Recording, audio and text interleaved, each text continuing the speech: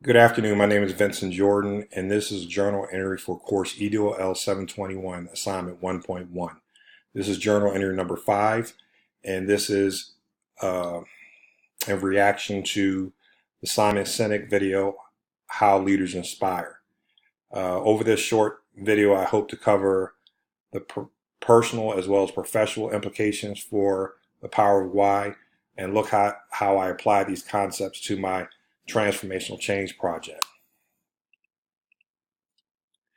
The Power of Why by Simon Sinek, professional implications. As a leader, uh, if we are truly going to be transformational, the way we think, act, and communicate uh, should inspire others.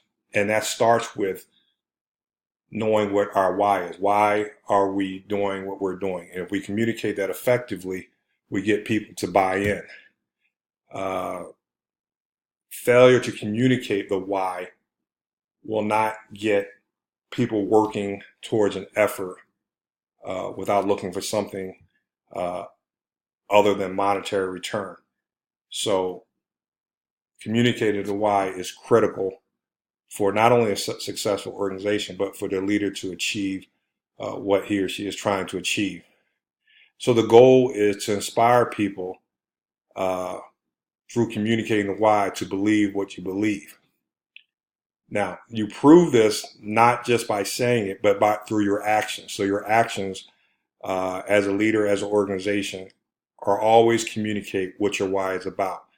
And that's going to promote and inspire other people, those people to work uh, for that effort, whatever that why is that you're trying to accomplish. Leaders that hold position of authority do not do as well as leaders who lead through inspiration, because we already know that people who follow leaders are much more committed when they want to follow a leader versus having to follow a leader. So starting with the why is critically important if you want people to one, come work with you because they believe what you believe, but also put in the effort necessary because of that. So those who start with why will always have the ability to inspire. So as a leader in my business, it's not about what we sell, how we sell it, but why we do the things we do. And if my employees believe in that, they're going to work and put in the effort to help us be successful.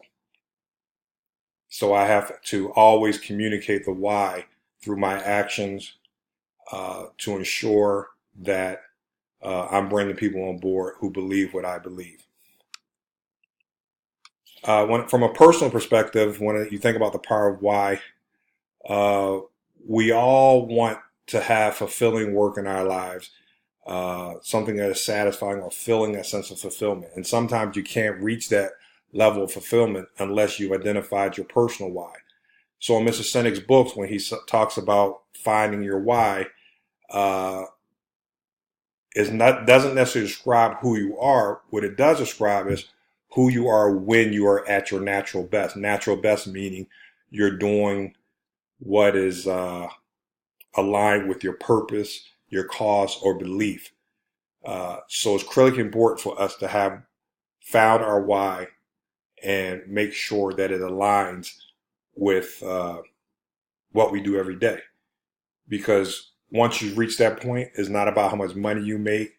It's about the joy and the fulfillment that you get from getting up and doing that work each and every day. Now, as far as applying this to my transformational change project, I'm working with a veterans organization. It's called Veteran Business Action Committee. It's a nonprofit. And that nonprofit is highly reliant on volunteer expertise and time. And I've communicated this to the leadership of the organization from the very beginning.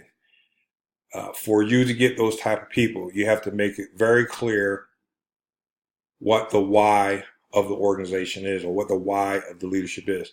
Because you're not going to get people that are going to commit their expertise and time if they feel as though you have an agenda that does not coincide with their belief.